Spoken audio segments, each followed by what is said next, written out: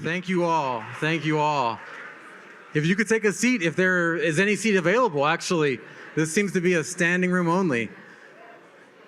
If you can hear my voice, clap once. If you can hear my voice, clap twice. If you can hear my voice, clap 3 times. I got to give a shout out to Superintendent Matias Segura. That's a K-12 trick that I hate works, but always works. And so thank you all for attending and welcome to our State of the College. On behalf of the Board of Trustees, thank you for being here tonight and for the role that each of you plays in the life of this institution and our region. Tonight is truly a moment of pride for all of us.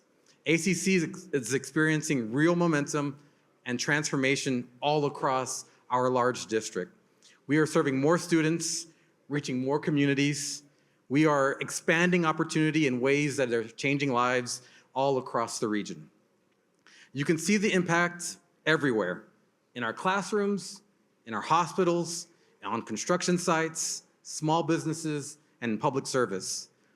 Our students are working adults, first-generation college students, parents, veterans, and career changers. They are balancing work, they are balancing family and school, and they are succeeding. And that is something that we should all be deeply proud of across this room and this region. ACC is meeting students where they're at, and we help them move forward, whether that means earning a certificate, whether that means completing a degree, transferring to a university, or earning that better job. When our students succeed, our community succeeds. And so I want to recognize my fellow trustees who are in this work and that I have the honor of serving with. And so I will go in order of the Dean of the Board, Nan McRaven.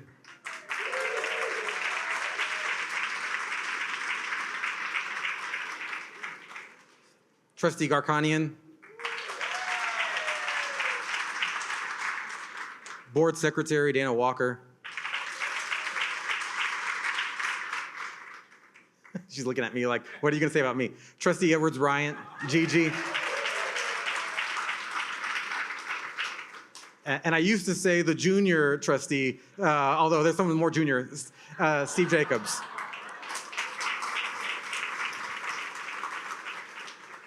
But I would be remiss if I didn't recognize the elected officials who work alongside us to help make this word possible. And if I miss your name, I hope you stand up and let me recognize you, because whether it's the Infrastructure Academy, whether it's expanding childcare, whether it's dual credit offerings, whether it's improving how community colleges are fundamentally funded across the state, the work that we do at ACC does not occur without you all. So I want to recognize, I believe Representative Donna Howard is here.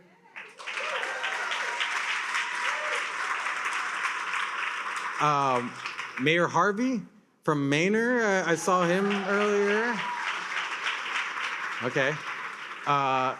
Mayor Weiss from Pflugerville.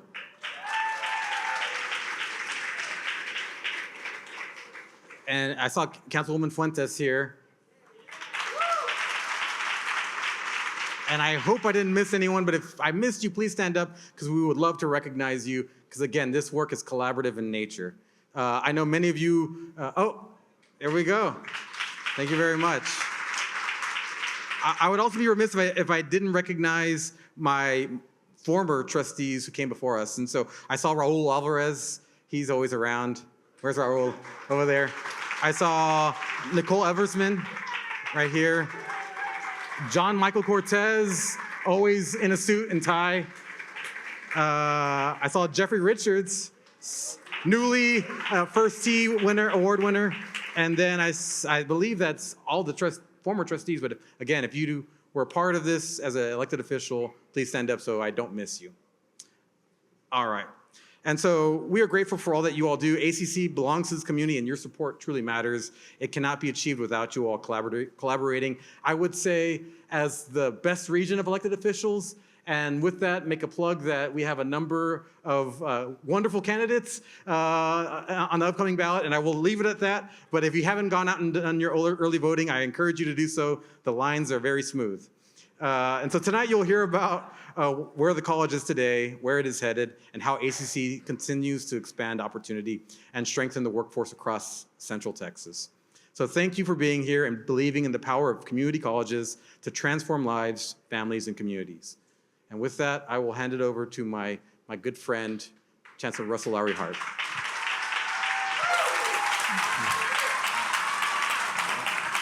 Thank you. Thank you, Manny, and thank you to the trustees for your partnership and your trust.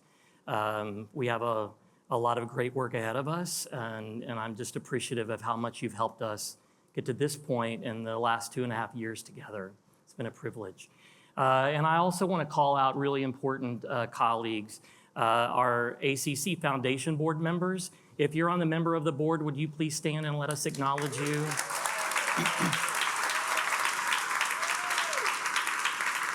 I think it was my second or third week in office, and Jim and Bill came in, and we just dreamed about what could be possible if we centered our students in telling the story of ACC, and I'm just really grateful for your leadership, and Michael chairing the board at a really critical time, really grateful for your partnership. I would be remiss too, because I don't get to do this very often, but I have the pleasure now of working with incredible colleagues on my executive leadership team. And these are people that I love and trust, and they put up with a lot of high expectations on my end. And if you would mind standing so that we can acknowledge and recognize you, would you please do that? Thank you.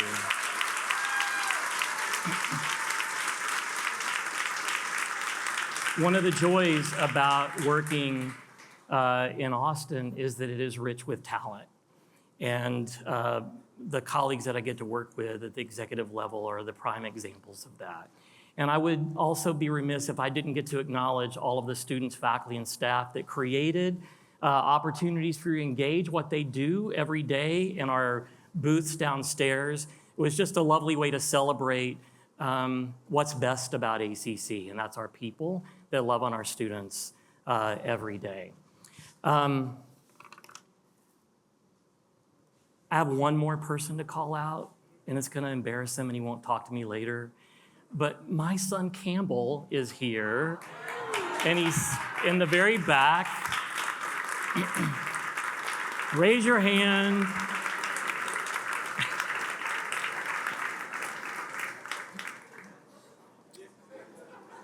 There aren't moments as a parent you get to embarrass your kids. But he is a community college success story that we're trying to build ourselves in our own community. He got his start at a community college, went to a university in Georgia, we're not gonna bark, and is now in this community working at the Texas Medical Board and understands bureaucracy in a different level than he might have before. And finally, I see incredible leaders and friends in this audience that in my time here I've grown to rely on and trust and appreciate. And without devolving into politics, it is a really uncertain and painful time to be a leader in education at this moment in our history. And I just want to call out my friends that are doing really courageous, heroic work. And just really grateful to your partnership and your example. Thank you. Appreciate it. So last year, in this same event, we talked about our theory of change and what it meant, and we introduced you to our typical student. We named her Ashley, the most amazing thing about Ashley is that she's more Ashley this year than she was last year. She's still 26-year-old, first-generation college student. She's a woman of color, raising a kid or two, working 2 part-time jobs, and living in some kind of financial stress. She's going to school part-time because she's working more than full-time. And our hope as a community rests on her ability to get a credential that leads to a family-sustaining wage. And that's what the trustees and I talk about all the time. That's why my colleagues and partners in the community are committed to loving Ashley to success. And last year we talked about that foundation of love, that the work that we're doing is personal. And our commitment is to love the students we have, not the students we used to have or that we wished we had, or the students that we were when we were in college. But love is central to what we're building here at ACC.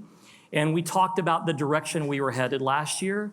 And this year, I get to come, instead of telling you where we're going, I get to tell you where we've been. And so what we want to do in our short time together is talk about what's working, talk about what we're doing together, talk about some things that may be keeping me up at night. But I want us to leave here tonight knowing, and for you to trust, that ACC is built for what's next. And you turn on the news and there's uncertainty there's uncertainty politically, there's uncertainty economically, there's uncertainty socially, there's uncertainty in the workplace. And I want you to be able to leave tonight knowing that ACC is built for what's next, and that you're going to be a part of helping us build for what's next. So let's talk about what's working. And last year we talked about initially the free tuition program and what we were hoping it would accomplish. And boy, howdy, did we not expect it to have the impact that it's had. One of my favorite conversations was with my friend Matthias, who keeps hitting leadership home runs every time I open the TV or the paper.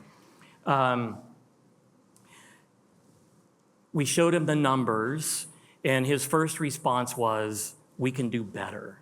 And I was excited to show him that I thought we had done great. And he was like most of my education colleagues, focused on the people that we're still leaving out, not just the people that we've now included. That free tuition program has produced a 44% increase in direct-to-college enrollment. 44%. We have over 10,000 students in our free tuition pilot. It is working in profound ways. The most joyful part of it is that we're seeing increase in persistence of those students. They're taking more hours, they're doing better. Our theory of change around the free tuition program was that if we could invest in making college more affordable, we could see economic gains in the community on the back end. And as a reminder, what generated this conversation is in the last decade, we've seen our college going rates go from 60% to 42%. And the primary driver of that was affordability. The fear of not being able to pay for college and the real stress of having to pay for everything about their lives while they go to college. And so our trustees had the foresight to launch a free tuition pilot to really challenge the notion. If we could remove one of those affordability barriers, we might could unlock economic prosperity for a generation and a sector of our community that has been often unseen, ignored, and left behind.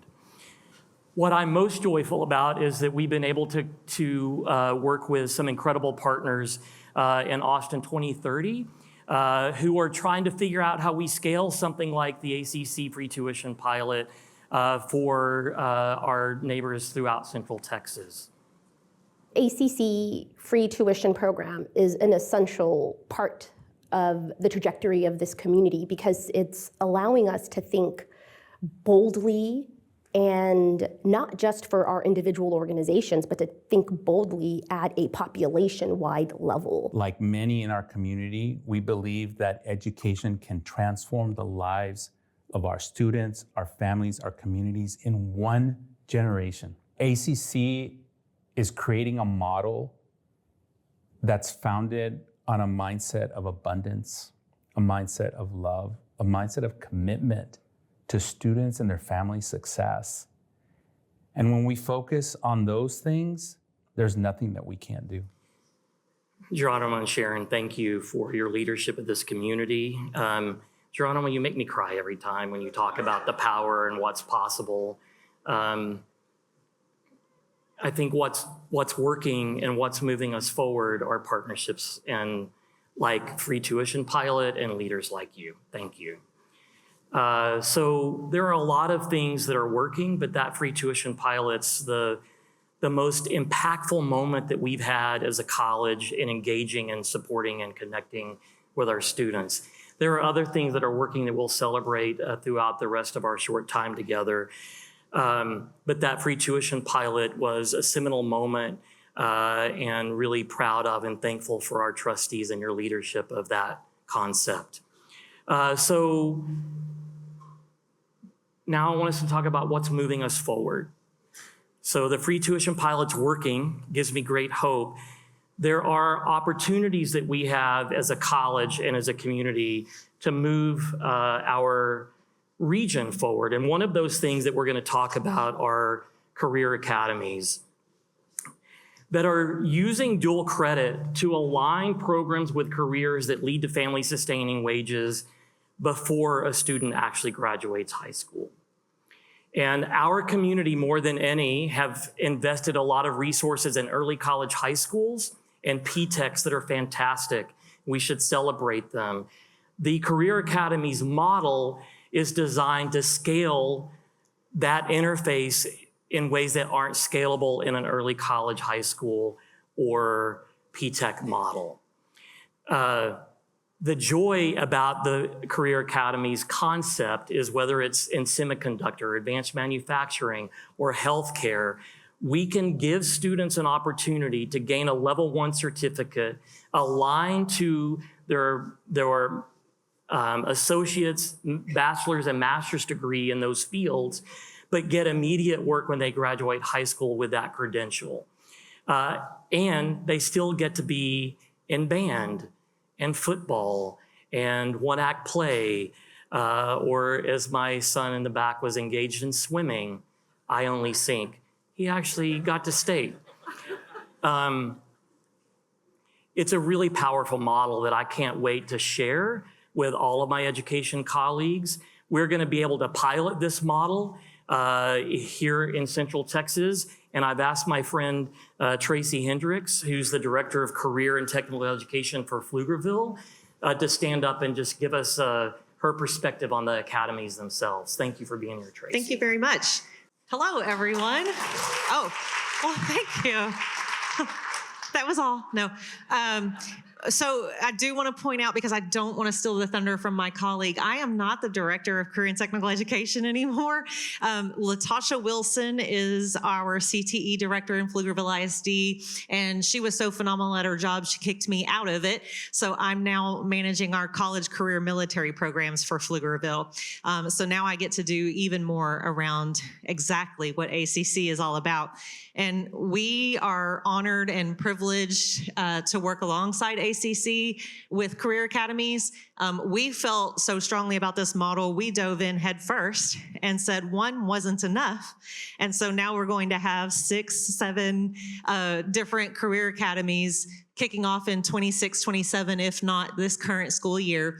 And I wanted to take just a second, I wanted to take just a second to focus in on one of them because, and I'm gonna try to do this without crying, I cried at our students' graduation ceremony for ACC. I did not cry at my own son's high school graduation. I don't know what that says about me, but I was like, look at our babies. And the reason for that is because I see the impact that what we're doing is having on their lives and their families and our community. And that gives me such joy to know that I get to have a place in that. And so our advanced manufacturing students, we started with a really small group. We have 3 seniors this year. They're going to be our first manufacturing graduates. And I remember last year when they were juniors and getting started, and I was asking them, I'm like, hey, how's this going? And they were like, I'm saying like a lot. They said, this is amazing. I didn't think I could do this. And I went, that's a win. And they kept at it. And so we've got 3 that will graduate with their level 1 certificate this year. There are 6 behind them, and there are 12 or 13 behind them. So we're seeing growth each year. I know, yay! Yeah. And I think one of the things that's made the biggest difference is the exposure they're getting at ACC, because we bring them to the Highland campus. And my favorite picture is the 3 of those students standing in front of the big ACC outside, making the bat, you know, and they were so excited. But it's been so rewarding, but not just for us, for them. Like, they can see themselves in a future now. And all of them, I'm super excited to say, I just got the update today, all of the seniors are staying with ACC to continue. Yes. Yeah. So we feel like that's a win too. And I could talk to you all night long, but Rick told me they were going to give me a shepherd's hook if I did. So I won't. But we're super excited to expand our career academies. And I think one thing I want to point out about Pflugerville ISD, and I would, all of our education partners are thinking the same thing, but we have made a commitment that by 2029, 100% of our graduates are going to leave with an actionable plan for enrollment, enlistment, or employment. And I don't say or, I say and.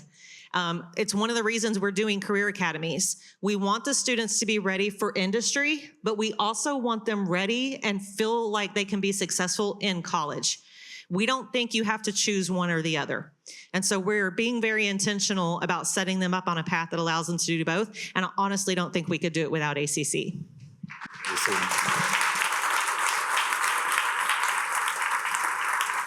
So the pilot, I think, will also include not just Pflugerville, but Manor, Elgin, Round Rock. And after I have dinner with Matisse next week, we'll add you to the list. I think this is what happens when entities bind together to better serve our students, as we integrate and build together. And this Career Academy concept is a way to scale things that will actually change generations of students' lives. So thank you for your leadership and your partnership. As a part of that Career Academy concept, we're also working with Ty at UT, and I think I saw Alyssa somewhere. Yes. So in building out this pathway, we actually have students that have gone through a version of the academy, gone through our advanced manufacturing programs, gotten a bachelor's degree, and are now in master's degrees in this work at UT because of our partnership with Ty. So thank you for your partnership and leadership. If you would have told me when I was a lowly faculty in communication that I would stand up and talk about master's degree in semiconductor engineering, I'm like, that's for somebody else. But it's also the joy and power of being in Central Texas, where we're the center of not just the economic miracle for Texas, but for our country and our nation. So I want us to also then now talk about what we're doing together. The partnerships in the community that give me a lot of hope. And there's 2 elements, 2 specific partnerships that I want us to spend a few minutes talking about. One is the basic needs work, and the other is Infrastructure Academy that our city has been so profound in leading. So if you recall, when we talked about the theory of change last year's State of the College, basic needs was one of the pillars of the theory of change. And the data around our students' needs were so profound that we pulled basic needs out of the theory of change design process, accelerated it, and so now we get to celebrate a year in some really profound numbers that I want you to be aware of. Just in this last year, mental health engagement is up 12%. I'm really proud of our mental health counselors for expanding their availability and our ability to connect to students that have the need. We had over 7,000 students visit our food pantries this fall, 63,000 visits. That took a whole host of partnerships with our social workers and our advocates, with our partners in the foundation raising money for our basic needs infrastructure, and it took real leadership at the executive level. So thank you for your profound commitment to making this real. Here's the thing that I want you to understand. When we can meet basic needs for students outside the classroom, we change their learning inside the classroom. We had an 82% retention rate for students that received basic needs support. And in just one semester, increased our student serves by 37%. And this was just getting our systems implemented. There's some really profound work that we're doing in doing a needs assessment of our students at Round Rock and Highland in a pilot, where we know before they start the first day of class what their basic needs challenges may be, using predictive analytics in our data to connect them to those resources before they're in crisis so that they're never in crisis. And one of those students you're gonna hear from now. Being hungry in class sucks. It's like one of the worst feelings ever, just like having to concentrate on difficult material while being hungry. It definitely affects, my note taking and my ability to concentrate on exactly what the professor is telling me. So being able to have a place like this is amazing. Some of the main products that I like getting is the fresh produce. Also, we have a lot of variety in terms of like canned goods.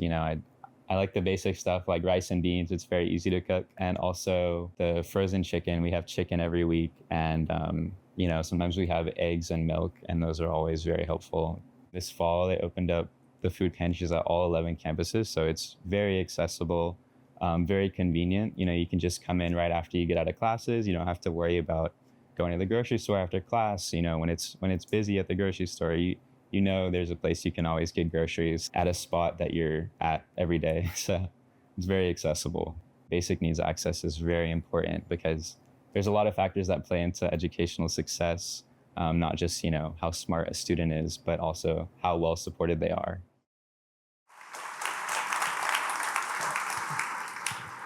Loving your students to success means caring about all facets of their life, not just the facets of learning in the classroom. I want to tell you what's next for basic needs, not just getting the predictive analytics in place where we can do real-time interventions, but we're getting ready to have a scrubs closet. One of the barriers for our health science students is the cost of scrubs. And so we're going to ask students to ask the community to donate scrubs to our closet.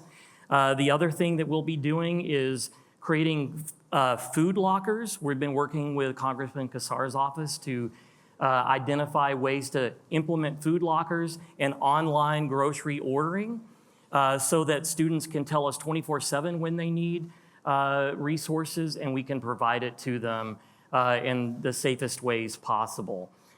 And then the fun thing is that our culinary program is going to teach our students how to create fabulous meals from the elements that are available in our food pantries. And not an earth-shattering concept, but a fun one when our students get to teach their peers. It's awesome. As a part of that process, our foundation has been critical in finding resources that have allowed us to scale basic needs. And one of the partners that's helped us do this is Michelle Walker-Moak from Applied Materials. Thank you for your generosity, your leadership, and your partnership. And I'd love for the room to hear from you. Thank you. Hello, I'm Michelle Walker-Moak. I'm with Applied Materials and the Applied Materials Foundation. So we're located here in Austin, Texas with our manufacturing, and our employees are very involved in the community. So annually, employees gather together and raise funds for local food banks. We do that globally.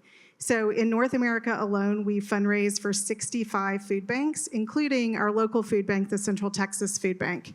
So we have a long history of being deeply connected to helping with food insecurity and helping to fight hunger in our local communities. We wanted to dive deeper and understand who was really being impacted by hunger. And we realized that students, college students, and let me get this right, so I want to make sure I say it right. So we found that food insecurity is a growing concern on college campuses, with college students experiencing food insecurity at 4 times the national average.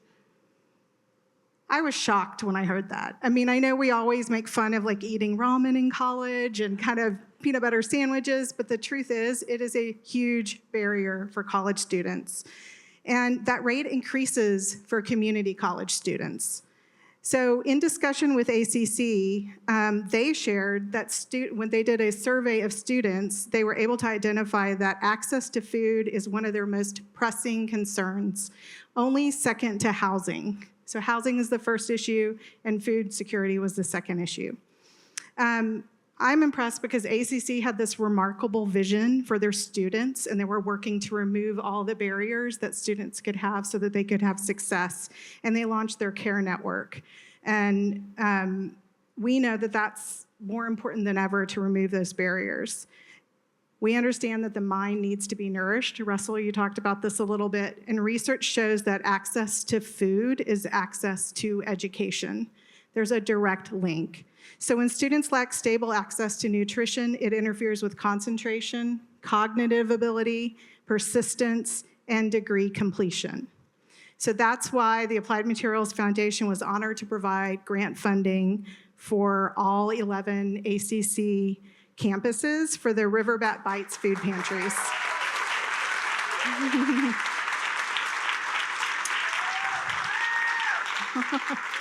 What's really cool is not only are they getting access to food and nutrition, but they get hygiene products, baby supplies, and it's all about removing barriers. We want to make sure that they're not getting derailed from their academic success. So I feel that ACC's vision is pretty bold and very compassionate. So I love that you're eliminating hunger as a barrier to education, and we're so proud to stand alongside you and to make that happen.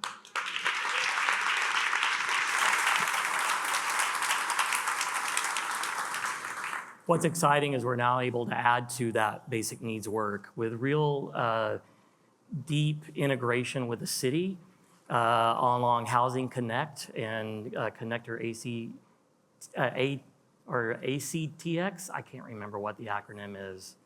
You don't have a mic, but we'll get there. The profound part is that the city can't solve issues of housing alone, but if we integrate our efforts, we can solve it together.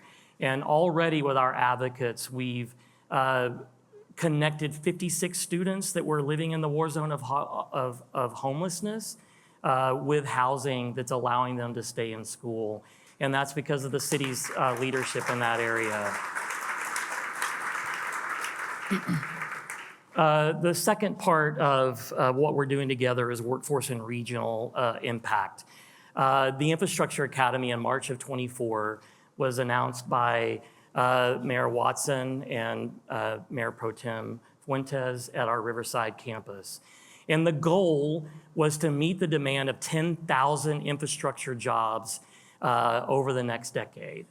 Already in this past year, ACC produced 2,500 credentials in the infrastructure work.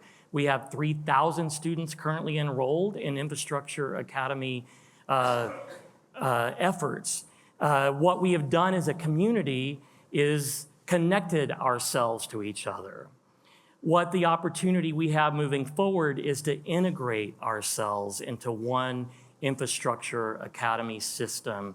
And so I expect when we're here next year that we'll get to talk about deep integrated work between our union partners, our workforce solutions partners, our ISD partners, our city partners, and our employing partners. One of the parts that I'm most excited about is that over the past year, we partnered with our unions. I want to make sure I get it right. Our local pipe fitter union 286, Central Texas Building Trades Council, and Texas AFL-CIO.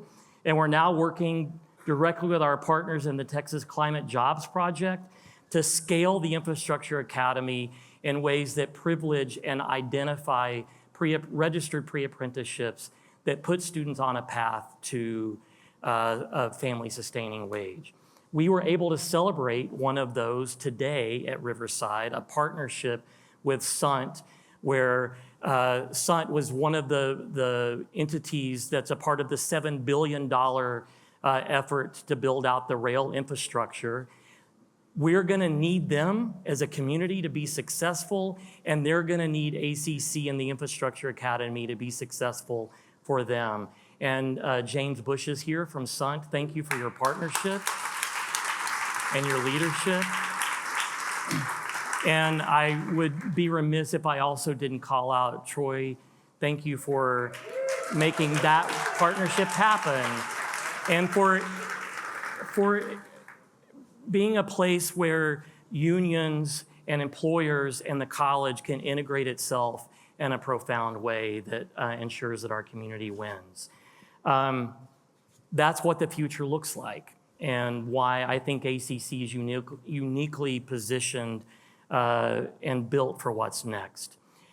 So now I want to do a little insider baseball in the short time we have left and talk about what's changing inside the college. Over the past year, we've done a lot of structural changes, reorganizations and operations and facilities, in grants management, in data alignment, in our student affairs, and have started the process in our academic affairs. And as a reminder, all of that is to ensure that our theory of change can happen directly. And all of it is ultimately done to ensure that we are fulfilling the commitments that we made to our community around our bond projects. Last year, we talked about the significant shift in enrollment, that post-COVID, 60% of our enrollment have moved online when we had a bond that was passed to expand space based on enrollment projections that were no longer needed in an in-person environment. So we had to rethink how and what we were going to use our space for. And what we worked on is to focus on those workforce programs that we just talked about.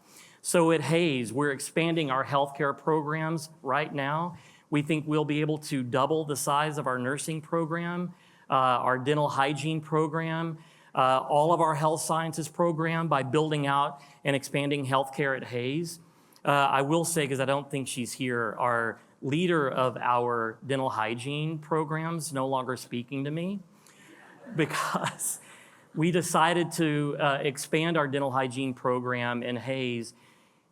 Dental hygiene is the most expensive program any community college in the country will have.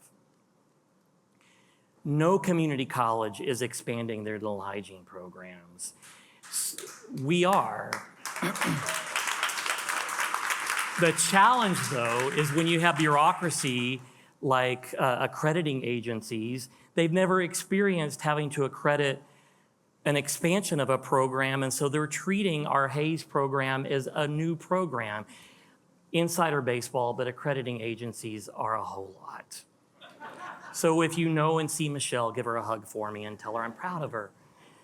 We've been able to expand our Round Rock campus. All of our skilled trades have been able to expand in really dramatic ways, whether it's our Toyota TN program, our Semiconductor advanced manufacturing programs. If you were to go to that campus now, you're going to be able to see double or triple size of enrollments in our automotive and our welding programs.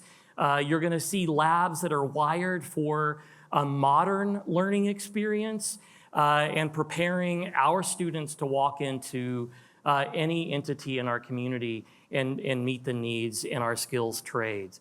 And finally, we're going to be able to unpause our Southeast Travis County campus, where we will expand all of our skilled trades programs out in Southeast Travis campus. We'll be talking about this campus a lot in the next few months, and so pay attention to some really exciting news about timing and ability to expand our commitment in that part of our community. And then we've changed things inside the college. We've reorganized ourselves to meet the moment. As Matthias can tell you, it generates a lot of love for leaders when they reorganize things. Our guiding principle in reorganization is to make sure that we were organizing for efficiency, effectiveness, and safety. That we didn't want, because of the support we've had in this community, we didn't want anyone to lose their job or salary in the reorganization. I don't know of any college in the country that could make that commitment to their employees. We wanted role clarity and clarity of responsibility, and we wanted to be fair to our students and our employees.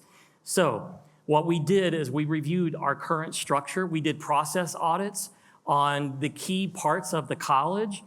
We researched best practices. We looked at our data, our climate survey data, our outcomes data, and our productivity data, and we reviewed every kind of documentation you can imagine. And what we ended up creating was a responsibility matrix. There'll be a pop quiz at the end of the night. It's small because I didn't want you to worry about reading it, but fundamentally, we went through every single responsibility or function that needed to happen and mapped who was the leader primarily responsible for it, who were the leaders that were secondarily responsible for supporting it, which offices and employees were primarily responsible for checking on the thing or doing the thing every day or every week or every month, and then what was the accountability measures that we were going to hold ourselves accountable to. I wanted you to see and know of the responsibility matrix. This is an example. We've done it in all of our other parts of the college, because I want you to know when we say we're reorganizing ourselves that it's not a politically driven process or a vanity-driven process. It is truly to ensure that we are built for what's next, that we can tame the bureaucracy and prepare our organization to be streamlined, clear on who's doing what. And now the fun part, the part that we're watching closely, or as my colleagues and I talk about, the parts that give Russell's nightmare and keep him up at night.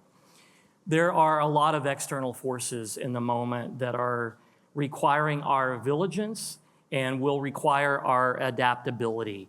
There are real challenges economically and politically. There are potential funding changes that could change the way we have to do our work. When you look at what is happening economically in an era where we have automation and robotics and now AI that was predicted to change the way we worked in 10 years, and now it's changing the way we work every 10 hours. That for the first time, and my friend Guhan's gonna talk about some of this in a little bit, that for the first time, these changes are going to affect populations that have always been protected from major economic shifts. What we call white-collar work is going to be changed, which is going to produce a whole swath of our community that needs this college, but has never had to access it. So while we could be experiencing, as a result of that, huge enrollment increases, we could be seeing, because of economic changes, profound reductions in our home valuations and our state funding. We've got to be a college that's built for that reality. And the things that we're worried about, that I'm worried about, is AI becomes a real useful tool that is also creating energy disruptions and creating cyber attacks that we've not experienced at the precedence that we could, creating market instability that we have to be prepared for. And as a community college, and I see colleagues in this room that I love and value and trust, we are going to be the entity that you can trust to help us navigate it. How we do that, we're going to build together. That'll be a conversation that we'll need to have over the next weeks and months and years. But I want you to trust that this college is going to be prepared for the worst case scenario, hoping that that never happens. And one of the ways that we're preparing is that we're creating an alliance of future makers. This is a college that is centering itself on being prepared for the future.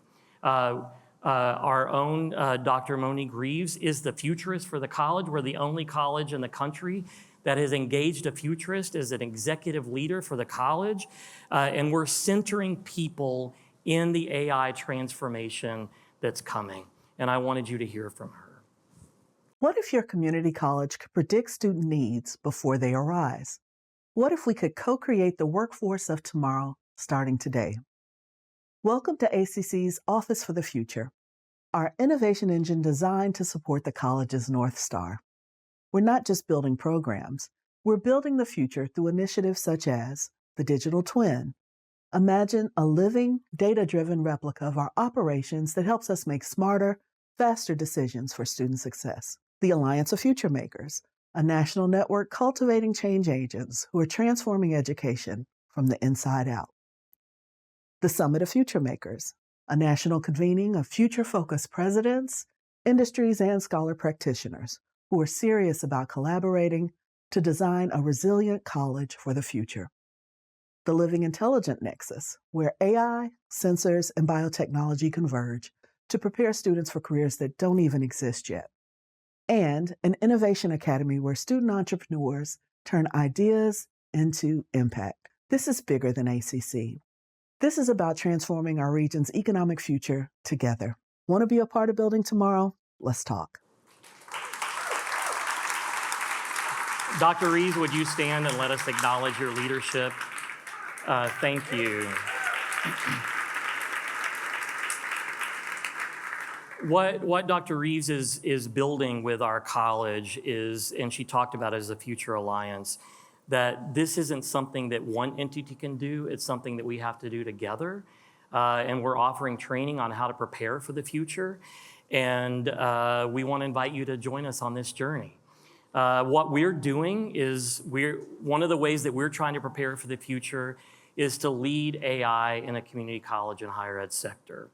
Dr. Reeves talked about digital twin. It's fundamentally using AI to pull all of the data that we have available to us inside our systems about our students so that we can offer real-time, immediate interventions to help students avoid the crisis, whether it's a learning crisis in the classroom or a basic needs crisis outside the classroom. Too often our students get lost between having a crisis and trying to find the resources to engage it, and we think AI is going to be a tool that can help us solve those problems before they happen. One of the things that I'm most excited about is that we're going to be able to announce soon a partnership with the Trellis Foundation that can establish Trellis and ACC as leaders in AI across the country. And thank you, Kristen, my friend, Kristen Boyer from Trellis Foundation. The partnership that we're going to have and the significant grant support that you're providing us to build out our AI future is profound. There are 4 things that Kristen and I are going to build together. One is the AI digital twin interface that we just talked about. The second thing that we're going to do is that we're going to build an AI experience and training for our small businesses in this community. AI is a tool that could help small businesses compete with the largest businesses, but they're also the entities that have the least confidence and the least technical skill to learn how to use it. We want to help bridge that gap. The third is, in a world where data centers are proliferating all over the country, there's going to be need for AI electrical technicians. We think we can build that as an online interactive experience available to anyone, anywhere. And the fourth is, a year from now, Kristen and I are going to stand up in our State of the College and celebrate a national convening that we will have hosted, helping other institutions and entities in our region and our country adapt AI as useful tools that are human-centered, not replacing the workers in our colleges, but empowering us to be better and more active humans. So I'm excited about that. But in a world where AI is predicting maybe 30% unemployment rates and white-collar jobs, and an AI where we may be seeing energy crises because of building out data centers that actually affect the cost that we pay for energy and water. And the uncertainty about all of it keeps me up at night. It scares the snot out of me. And then I met my friend Guhan. Guhan is the vice president for the Federal Reserve Bank of Dallas. And I think he's going to scare you a little bit, and then he's going to make you feel better. He's already made me feel better. And I wanted us to end our time, just a few moments with Guhan, for us to just talk about the moment we're in and the impact that AI and other entities may have on our economic future. And so join me over here, and we're going to talk for a few minutes and let Guhan calm my nerves. You get the benefit of that.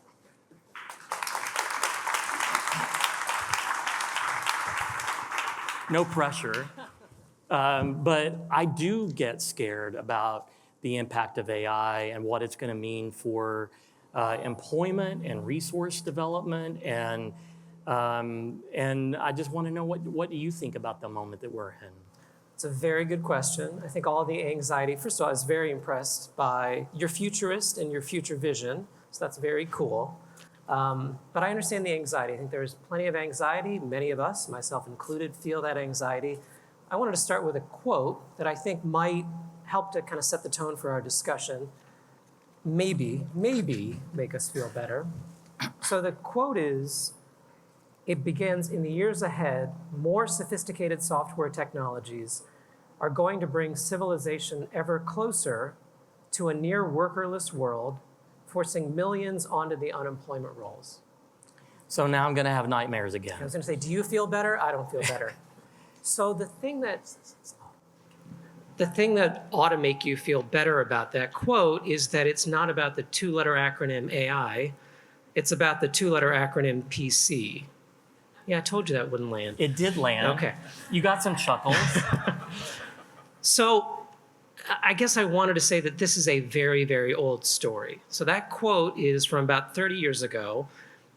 If you read further, the next line of this book is called The End of Work.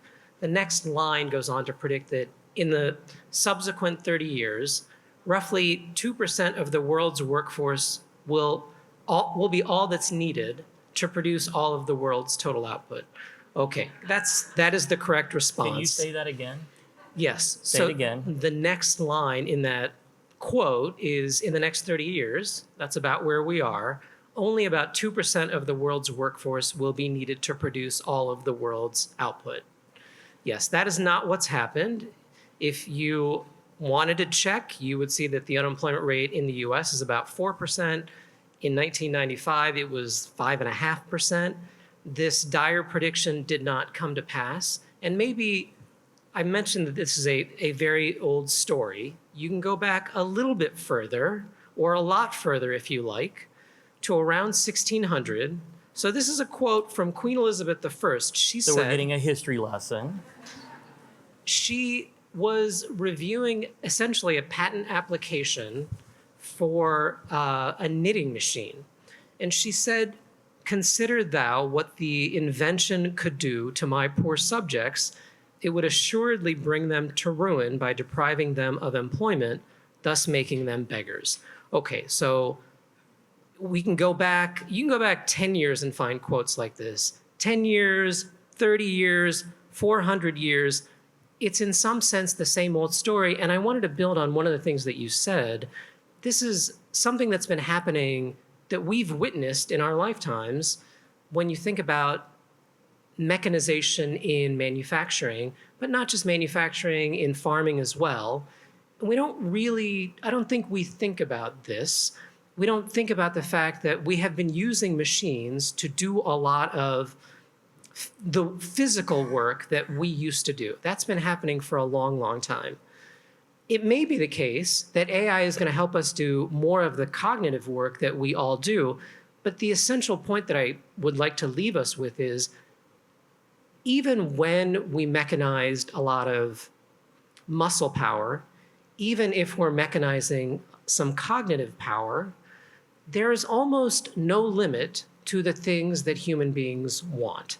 So what we will do will change, but I don't think that this view that we're going to be sitting on a beach being served by robots, being served Mai Tais by robots. I was hoping for that. Yeah, I don't think that's going to be happening, actually. So maybe one other story, if I might.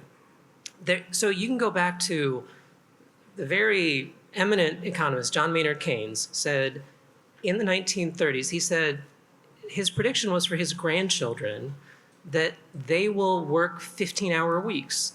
So yes, exactly. So NPR did kind of an interesting, humorous follow-up to this. So they checked in with some of his grandchildren. He actually didn't have kids himself, but his sister's grandchildren, they checked in with them, and one of the first ones they talked to was a college professor who said he worked 15-hour days typically, not 15-hour weeks. So spare a thought for all of the instructors out there. So yes, this again it's a very old story. There are things to worry about, and maybe this gets back to what you noted a couple of minutes ago. Yeah. I don't want to be Pollyanna-ish about this. There are likely to be profound changes, but that really makes the mission of entities like ACC even more critical than before. The work that you all do is already critical, but in thinking about how to prepare students for AI literacy, how to think about integrating that, being prepared to use those tools in the work that they're going to do, that's critically important. So you guys are already way ahead of the curve, it seems like. The most interesting part of the transition, and we've talked about this, is, and you just referenced it, in all of our historical transformations, they've always been automating the physical doing. And now we're in a place where we're automating the thinking and maybe even the feeling. Maybe. I mean, I guess I would say, so again, I don't want to be too Pollyannish about We want this. you to be Pollyanna. We don't know how things will go, but I think we all need to be nimble and prepared. I think the way that you cast things a couple of minutes ago is right. My sense is it's not that we will not be doing things. It's that, so I heard someone say, somebody at a major computer employer locally, so I think I've kind of given it away. They said the way they think about the future of their workforce is that they need people who are going to work effectively with other human beings, but also other systems, computer systems, machines, et cetera. It's not that we won't be doing things, and this is true again in manufacturing settings, right? So you can think about people who are operating machines, and then those machines get automated. We have the introduction of CNC machines. You still needed people to be able to effectively operate those machines. But your point was about kind of cognitive work. Yeah. What I was going to mention is, I mean, you can think about calculators, right? You can think about the PC itself. It's not that the work that we are doing, the cognitive work that we're doing, it's different, but we're still doing it. And we're doing it in this case in partnership with these machines. So again, I think thinking about how we can work effectively with these tools is really the key. I'm going to age myself a little bit, but I remember life before email. Some of you do too. And I was in my PhD program, and we were having this colloquial, and it was how the computers and email were going to ruin learning. Yes. And I hadn't thought about that moment until you just talked about it in this conversation. We do have history in navigating these moments. We do have history that we can pull from and learn from. And you're giving me hope that we can actually survive it. So there's an interesting, I think, parallel to that. I might get this wrong. Thankfully, we have the internet. You can check me. But I think it's the case that, so 2 examples here. You can go back to the printing press, okay? So again, people were concerned about this diminishing people's ability to think because you're taking some of the cognitive load from here and putting it on a piece of paper. So I guess that's the one. I think you can go back actually to, I think, ancient Greece, and you might have had the same, I think Aristotle might have said the same thing about, it's really writing. We're concerned about writing. So there are all of these tools that we have developed. I mean, think about writing, right? Things that we think of as fundamental. All of these things to help us with cognitive load, they have not stopped us from doing cognitive work. We do cognitive work differently. I think that's the thing. I think that's helpful. Do you, when you think about this for yourself and your own family, do you have advice on what we should be thinking and doing in preparing for this moment? Yeah, I mean, I think what you spelled out a couple of minutes ago, so I actually wanted to hear from your futurist to tell us how things are going to go. But in all honesty, I mean, I think we have been doing this over the last at least 30 years and probably much, much longer, given, all of the various technological transformations that we've experienced. It's about us continuing to figure out how we work effectively with the new tools and technologies. And I think for your students, we hear a lot at the Fed about concerns about those entering the labor market, justifiably. But I think it's worth remembering that it's really, unfortunately for you and I, people like us, less conversant with these tools, probably less well positioned to get comfortable with them, who are going to be more challenged by these. Whereas many of your students are actively using these tools. And I think that's really the key. There's another story that I heard recently about manufacturing facilities. And this individual was comparing two similar firms and said one of these entities is owned by a younger set of folks, and they're using AI to automate their processes. And that has made an important difference in their productivity and their ability to be profitable. So same kind of example here. They're using the tools effectively in the context of this, older industry, but it's allowing them to remain viable. That's going to be a challenge to people who don't adopt the tools, don't get conversant with them. So building this into your curriculum, encouraging people to really, understand how they can utilize them is critical. So finding ways to integrate it into our instruction and our class, teaching people prompts, how to access and use AI. Just for grins, I asked Gemini this morning, how will AI destroy the world? And it said energy disruption, it said water, it said human displacement.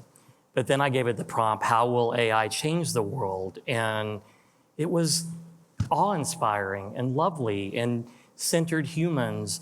And I did think about some of our prior conversations. It's what you ask of the tool and how you're preparing yourself for its use, right? Yeah, and I mean, so you said a couple things a second ago. You said these tools may do more cognitive work, but they may also do more emotional work. But I think I might disagree with you there.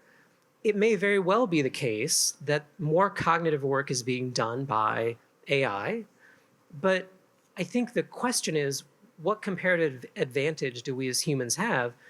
And one of the comparative advantages is human-to-human interactions, right? So it would be more challenging, I think, to automate those away. That is a place where we can lean in as well. And I think people often forget that. So we recently toured a robotics facility actually here in town. And that's kind of the pitch that they were making. That in the healthcare industry, they were saying there's a lot of non-clinical care that healthcare providers need to provide. If we can find ways to automate that, it allows them to do more of the work with other humans that they're there to do. This is true for, professors, people in higher ed as well, right? So it's true, I think, for all of us. You mentioned some of the work that you're doing to look at the college and the structure of your operations. Trying to do some of that potentially through AI frees you up to spend more time with students in the classroom, taking care of them. That's the hope, right? And that's what we've got to build ourselves for. What I worry about, and the reason I wanted us to have this conversation, is that I see a lot of entities, especially higher education entities, that spend a lot of time, rightfully so, writing policies that keep AI out instead of figuring out how we thoughtfully include it.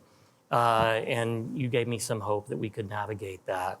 I'm going to ask you one final question, and it was one that we talked about when you came to our Highland campus, that isn't specific to AI, but it is specific to the AI economy that we seem to be wrapped in.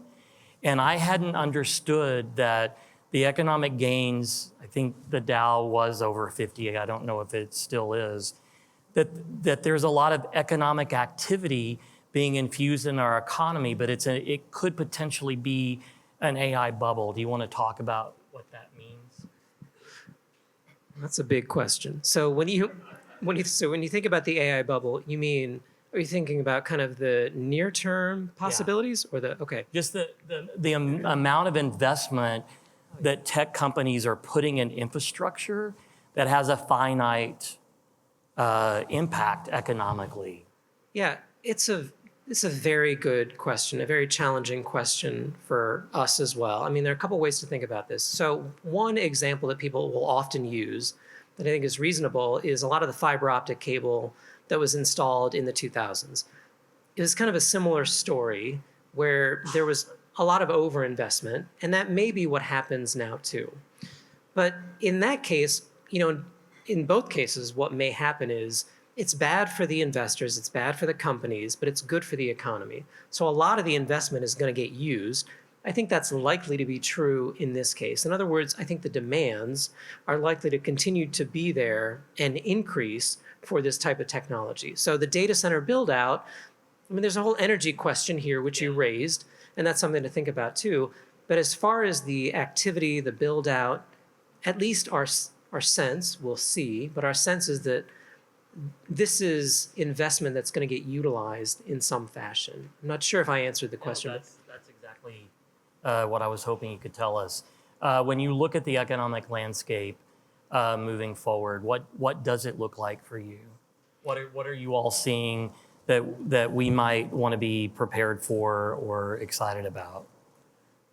I mean, I do think that this is exciting, but there will be an adjustment.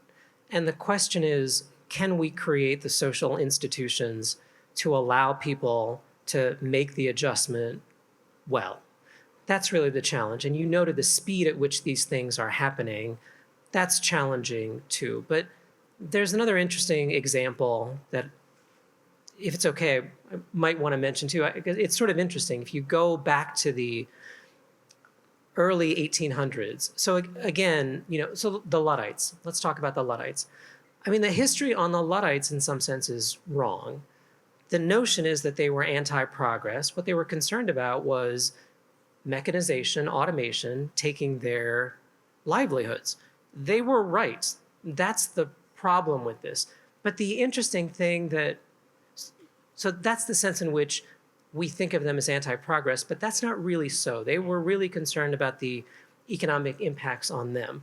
But the interesting thing is what you see in the textile industry over the next 100 years is that employment increases 100-fold. It's not that you get a decline in jobs overall, it's that the work that people do changes. How is this connected to the question that you were raising? What happened there in the industry is very interesting because there's a sociologist at BU, James Besson, who talks about this. Very interesting stuff. He'll talk about the Merrimack Valley in New England as sort of the Silicon Valley of its day. And the point that I'm getting to is what happened was they built these campuses that were like, Google, Apple, Facebook. The idea was they wanted to attract the best and brightest to help them figure out how to use these new machines effectively. There was lots of learning by doing. That maps very directly to the way that you are thinking about these developments now. So thinking about getting students in front of the machines on work sites that allow them to really use this emerging technology will be really important. And I think that that's very exciting for the future of the workforce, even though it's challenging. So it's helping students get prepared, helping people, all of us, get prepared. But that's very exciting for economic progress and productivity too. So one of the things that we expect to see is lots of productivity gains, and that's going to be good for living standards. That's certainly the history that we see. But the challenge, of course, is then making sure that people who are affected by these changes can be brought along to share in the economic gains. Well, I think you just proved why you need to have a podcast that we can listen to every morning. Every time we talk, I feel better about our ability to meet the moment because the moment is uncertain, right? But what I know of this moment is that Ashley is smart and she's ambitious and she's capable and she's the hope of our community. And I think if we can get her the right skills, whether it's in AI or healthcare or infrastructure or advanced manufacturing or any other productive family sustaining wage, that the promise that this country's built itself on will still be here. And thanks for helping us make that happen. Appreciate it. Absolutely. Thank you.